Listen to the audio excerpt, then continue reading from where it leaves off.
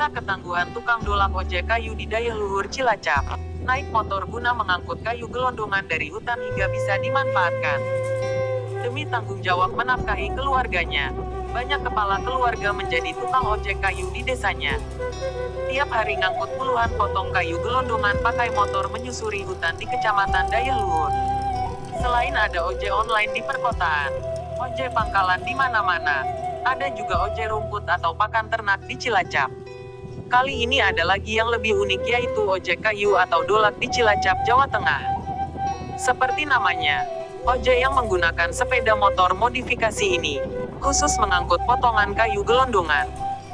Bukan untuk mengangkut orang, karena dolak ini untuk mengangkut potongan kayu gelondongan, maka ongkosnya pun berbeda, karena beban bawaan, lintasan dan medannya pun juga berbeda. Menjadi tukang dolak atau ojek kayu gelondongan hasil tebang di Kabupaten Cilacap, Jawa Tengah, tepatnya di Kecamatan Dayaluhur. Para pengemudi dolak yang bermental baja harus siap dengan resiko terburuk, karena menaiki sepeda motor modifikasi dengan membawa puluhan potongan batang kayu gelondongan di medan yang curam, melewati jalan naik turun dan terjal serta sempit menembus hutan belantara.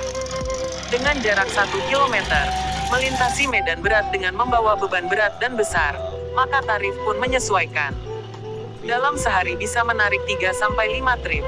Untuk menempuh jarak sekitar 1 km itu butuh waktu sekitar 40 menit. Memang bukan kecepatan yang dibutuhkan, melainkan keberanian dan ketangguhan untuk membawa beban berat berupa kayu batangan. Panjang potongan kayunya itu sekitar 2 meter, yang ditumpuk di depan dan bagian belakang motornya. Sedangkan untuk tempat duduk di tengah antara kayu depan stang dan belakang tumpukan yang diikat. Jalur yang dilewati motor dolak ini sungguh ekstrim dan tidak lazim, karena memang di tengah hutan perbukitan yang berupa jalan tanah liat bebatuan konturnya naik turun.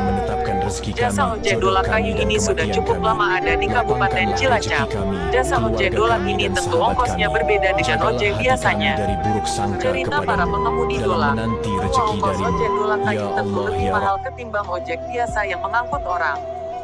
Menurut pemilik dolak, tarif yang dipatok lebih mahal karena sebanding dengan barang angkutan dan jalur tempuhnya.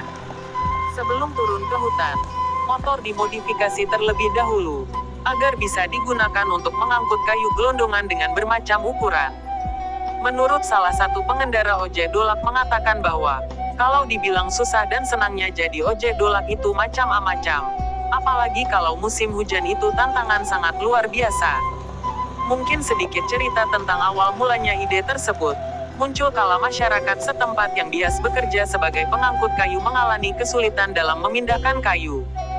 Selain itu, para pengangkut kayu pun kerap mengeluh karena jalur yang harus dilalui sangat terjal dan tidak bisa ditempuh menggunakan mobil.